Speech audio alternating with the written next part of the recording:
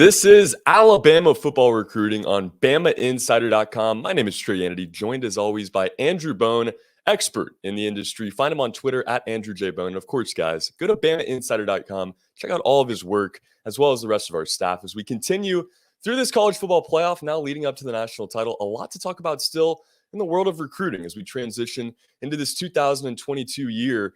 To get it started, we'll talk about that Under Armour All-America game that we saw this past Sunday. A pretty hot game on the field. I saw it was 110 degrees during game time at field level. So a different kind of All-America game we saw this year, but, some big names, the Travis Hunters of the world, the Damani Jacksons making an appearance, but, some potential Bama targets as well, and some Bama commitments and signees, of course, as well in this game. Talk about your favorite moments from this game, who you were looking out for, and some guys that, had big performances in the Under Armour All-America game. Yeah, I mean, I think every single year when these All-American games come up, whether it's the All-American Bowl out in San Antonio, or if it's the Under Armour All-American game, you're always going to have a lot of Alabama signees or commitments in the game. Yeah, I remember going to the very first Under Armour game, and it was the year that Julio Jones and Courtney Upshaw were part of the team, and you can just tell being down there watching those guys that these were different type of players that Alabama was used to landing, and then you go. I'd been going out to the U.S. Army All-American Bowl. It's not the U.S. Army All-American Bowl anymore. It's just the All-American Bowl, but it used to be as everybody knows, the U.S. Army All-American Bowl. I'd been going out there since about 2004 and just seeing just so many just elite players. And most of those guys not going to Alabama, really between 2004 and 2007, you would see all these big announcements. I think the one announcement that we saw one year was Simeon Castile announcing his commitment at the game to Alabama. But other than that, there just wasn't a lot of big commitments until 2008, and then obviously from about 2008 all the way until now, we've seen just so many top kids announce their commitments to Alabama during the game. Not so much this year. This year, we saw the majority of the kids go ahead and sign during that early signing period and announce. So didn't really see any commitments for Alabama during the Under Armour game. Not going to see any during the All-American Bowl this weekend. But, what we did see is we saw a lot of Alabama signees participate in the game. And, you can have a big game, but you also have to come to practice every single day. I remember, back in 2000, maybe 12-ish, maybe it was before that. I guess it was probably before that. Seeing Amari Cooper participate in the Under Armour game. Man. While he may have had a good game, it was at practice that really kind of stood out more than anything else, because you're watching these guys do one-on-ones every single day going up against the guys that are on their team, and it's they're elite guys. They're not going up against the guys they're going against on Friday nights. Guys that probably aren't going to be playing college. A lot of guys don't go up against guys that are going to be playing college football, let alone play at the highest level. You got an Alabama guy going up against a Georgia guy, or an Alabama guy going up against an Ohio State guy. Every single day at practice, you get a chance to really see that. Really get a chance to see the one-on-one. So when I look back at this Under Armour week, I don't just look at the game. I look at the guys who performed extremely well kind of throughout the entire week, from watching all the practice highlights, reading all the reports, talking to the different national and regional guys who were in attendance, who were watching these guys every single day at practice. I think it's easy to kind of watch, a game and say, oh man, that guy's a stud. He stood out. He may have had a big play in the game, but what did he do throughout the entire week of practice? And that's what a lot of these analysts are seeing, and that's why a lot of these, somebody may get upset about a ranking. Oh, well, he did this in a game. Well, he didn't look that good in practice throughout the entire week. This guy did. This guy may not have gotten the ball thrown his way during the game. So you got to watch it from a complete overview of the entire week rather than just the game. So that being said, I think Tyler Booker really elevated his stock this week. This past week, Alabama offensive line signee from IMG Academy. There's been kind of a discrepancy in the rankings. Some sites have him as a top 25 player in the country. Some sites don't even have him in the top 100. So a lot of people, I think, wanted to see how he was going to perform throughout the entire week. And he was one of the dominant offensive linemen throughout the entire week at practice, and also, had a very solid game. Now, he was going up against Walter Nolan, who arguably the number one player in the country on the defensive front. And Walter got by him a couple times, but for the most part, Tyler had a great game. Did really well against him. I think he is a very physical run blocker and somebody that I think is going to be more of an interior guy once he gets to Alabama, which he's going to be getting to Alabama in the next few days. But I know he wants to play tackle, but I think he's more of an interior guy at Alabama and somebody that can have a tremendous amount of success. I think another Alabama signee who had a terrific performance throughout the week was Jihad Campbell. And this was, we talked about Jihad several times. I mean, this was a late addition to Alabama's class, somebody that we didn't talk about until 5 days until signing day. He was committed to Clemson, decommitted, and then boom, all of a sudden, the last moment decided to take an official visit to Alabama.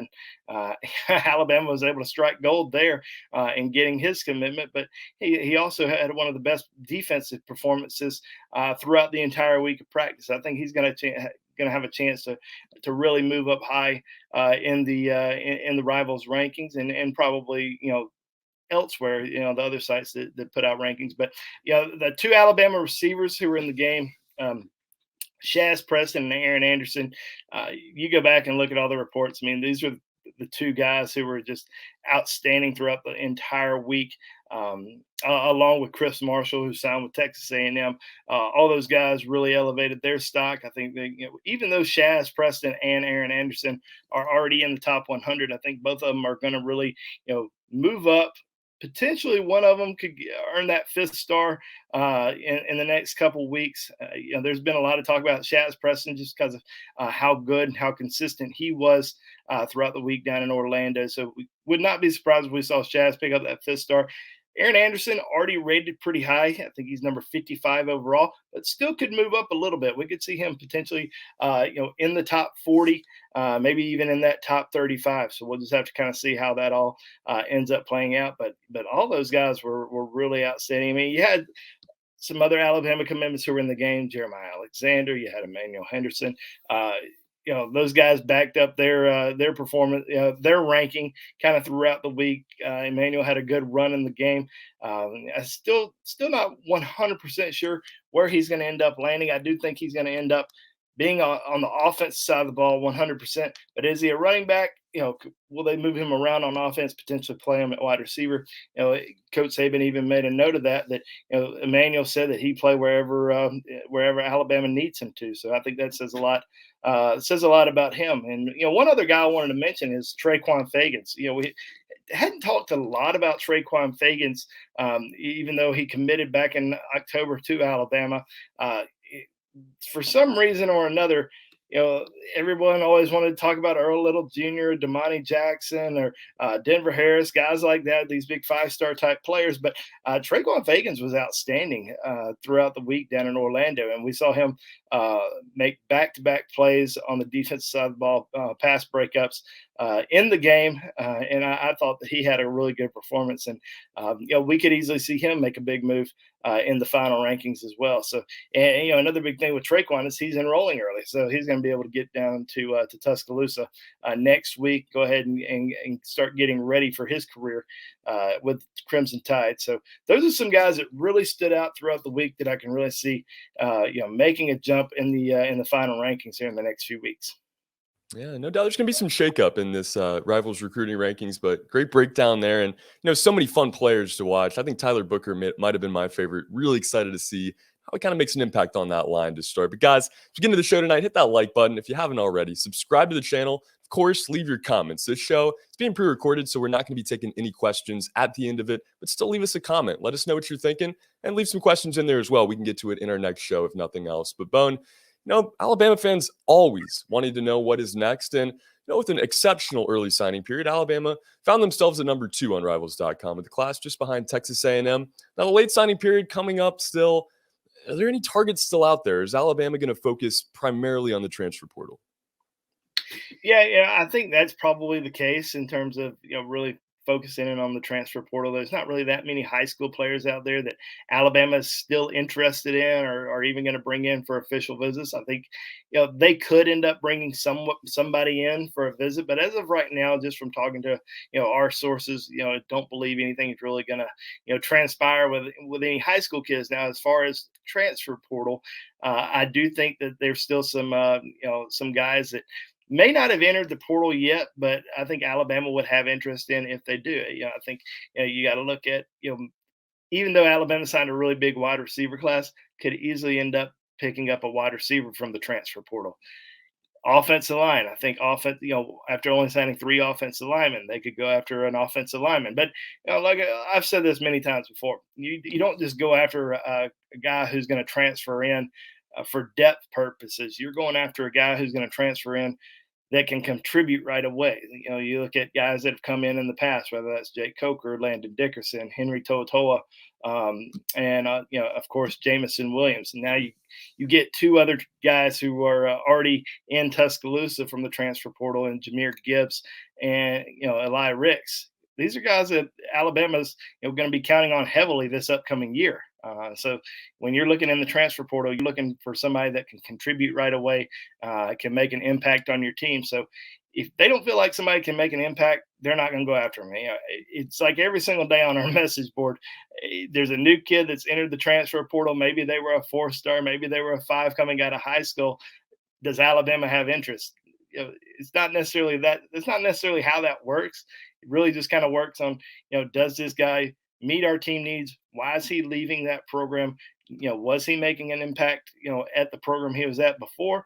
And, can he have a significant impact on our team here in the future? So that's something that Alabama is going to, really strongly considers when they're looking in that transfer portal. But I don't think there's anybody in the portal right now that they're necessarily recruiting or going after. I think they're still kind of waiting to see who else enters the portal.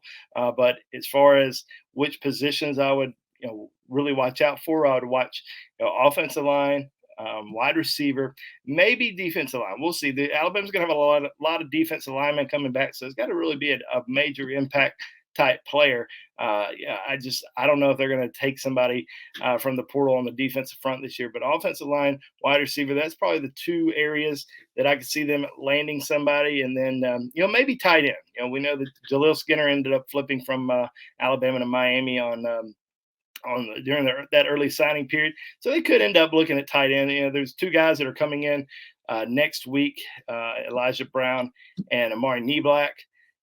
Yeah, I think Alabama's probably okay there, but I'm still hearing that they will at least look around and see who might be available in that transfer portal at tight end, and they may end up doing something, but maybe not. We'll see. Yeah. 2022, the transfer portal is an exceptional way to add players like Jamison Williams or Henry To'oto'o and, get yourself to a national title standard. And of course, without Jamison Williams this season, I don't know what Alabama's record looks like. I don't know what that game in Atlanta in the SEC championship looks like without number 1 Jamison Williams, a big transfer portal piece last year. And of course, Alabama dominating that game, getting to the college football playoff, now getting to the national title, where they'll face Georgia yet again. Now in the SEC title, there's a lot of recruiting implications, Kirby Smart versus Nick Saban in that game before our early signing window there. So, this game has a little bit of a different context. How big is this game for Georgia and Alabama for the future of recruiting?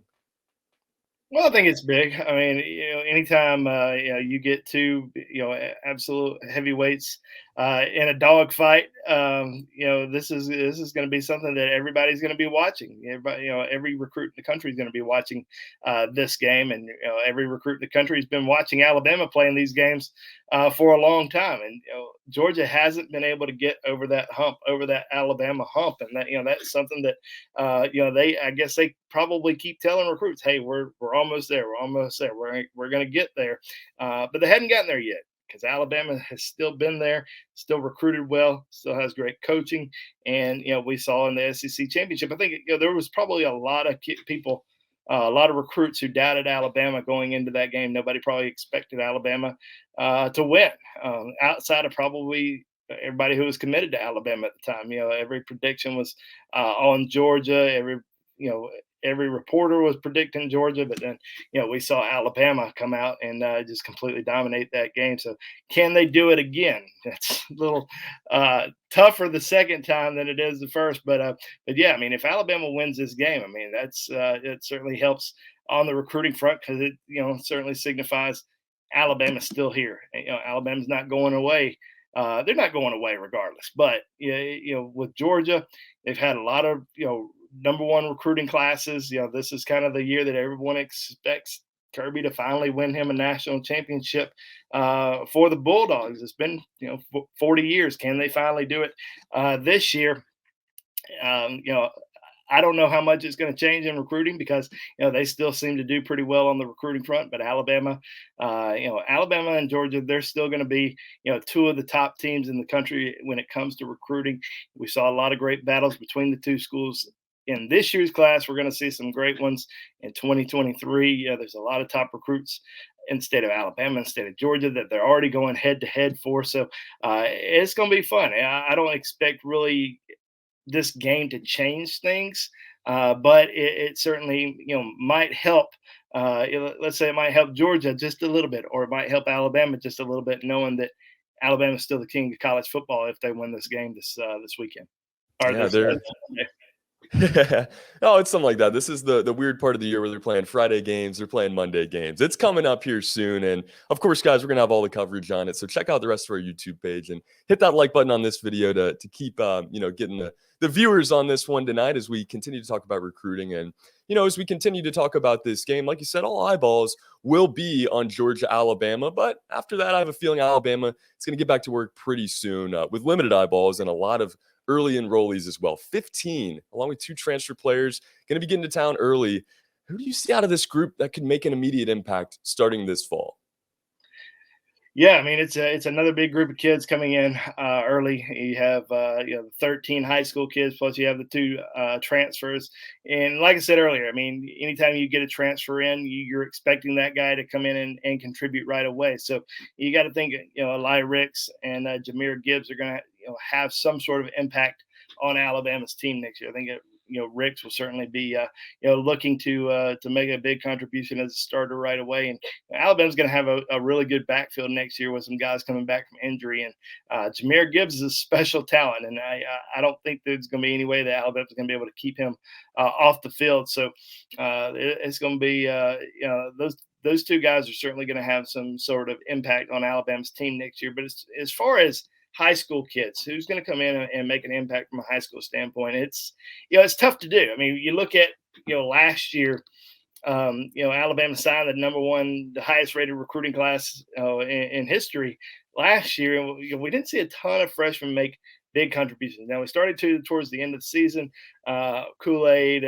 Ja'Cory Brooks, making impacts. Of course, J.C. Latham getting some playing time in the game against Cincinnati. But it's hard to make an impact as a true freshman. But there are some guys that are going to be on campus trying to get there, trying to make an early impact. Guys that are going to be competing in spring practice. And the positions that I'm looking at probably the closest is probably wide receiver. You have a couple guys that are going to be coming in next week. You have Kendrick Law and Aaron Anderson. Aaron Anderson, great performance down in Orlando throughout the week, showed that he's one of the most explosive, most elusive wide receivers in the country. Can he potentially come in and contribute early on in his career down in Tuscaloosa? I think he's going to have a really good chance to do so.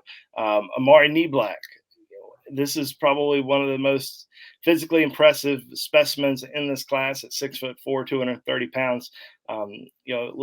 Rated as a wide receiver, but in my opinion, he's going to end up playing tight end at Alabama, and I think he's got a chance to really have a big impact at the tight end position. I mean, he's going to be a favorite target for the quarterbacks, whoever it is, moving forward. So I certainly think that he's going to have a chance.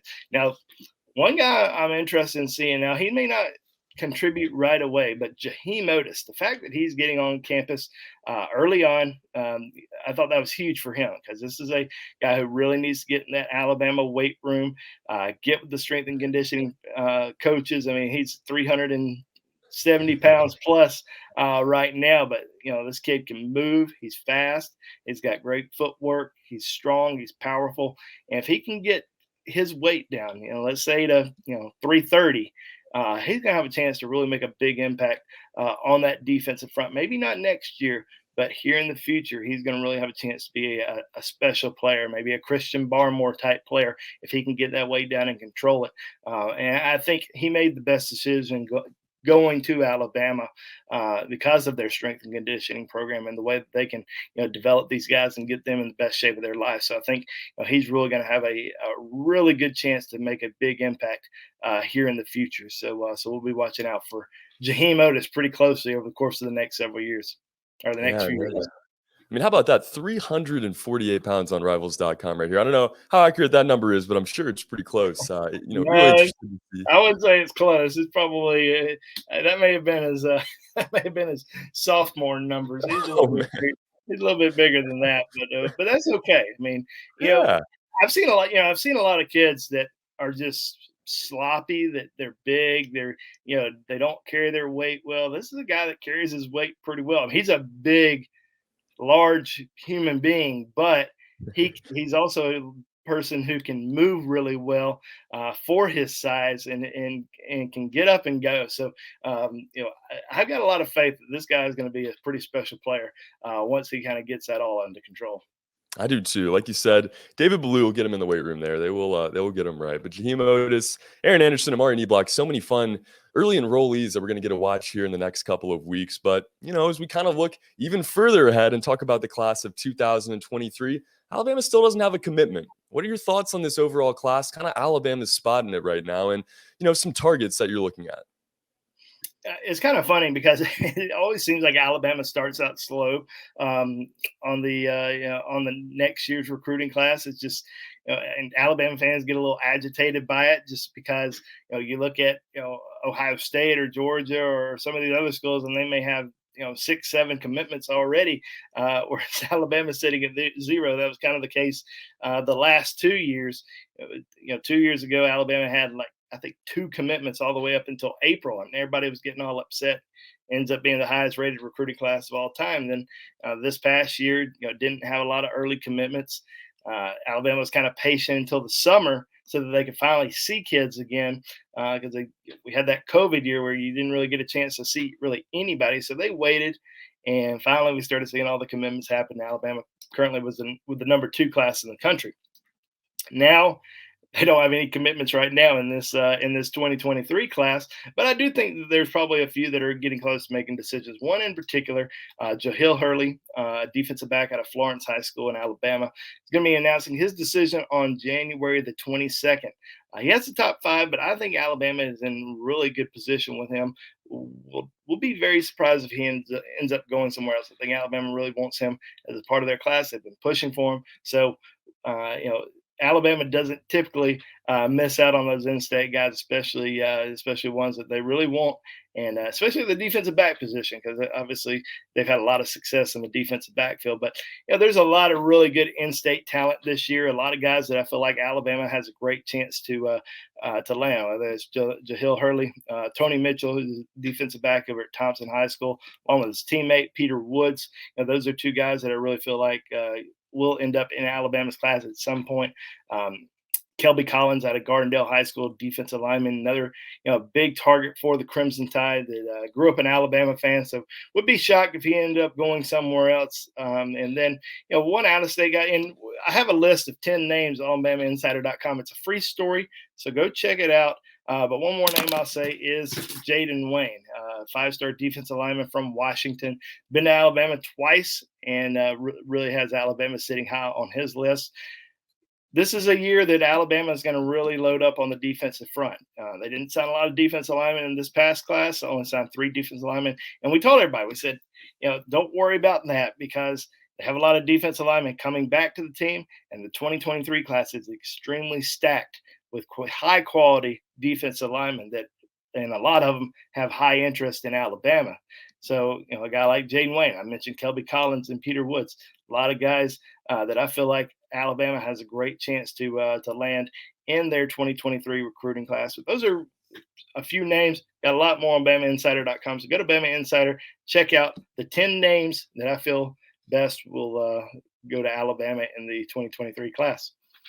Yeah, guys, go check it out. It is early. Alabama doesn't have a commitment quite yet, but it is still January. They haven't even played the national title, so just wait on it a little bit. And like Bone said, go check out that article, guys. So much content out on Bama Insider right now, covering this national title game, covering this 2023 class as we get into it now, these early enrollees, a lot on recruiting as well. Of course, guys, as always, on our YouTube page, we're going to have live shows throughout the rest of the week. We're going to have our score prediction show Thursday night. We got a tailgate show coming up for the national title. And of course, national title coverage on Monday as well. But Bone, so we close it out tonight. Your final thoughts as we begin a new year, 2022 of recruiting.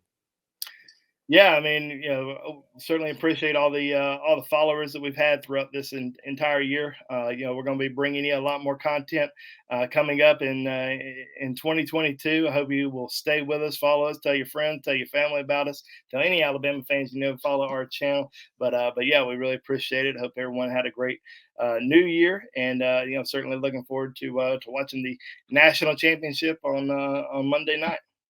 Yeah, no doubt about it. That game, I think at 8 p.m. or 7 p.m. Central Time, rather. They're always a later game, but super excited for it. Excited to see this rematch and, of course, the national champion who will be crowned on Monday night. But until then, guys, hit that like button one more time as we close it out tonight. For Andrew Bone, my name is Trey Hannity. This has been Alabama football recruiting on BamaInsider.com. Roll Tide, everybody. Have a great night.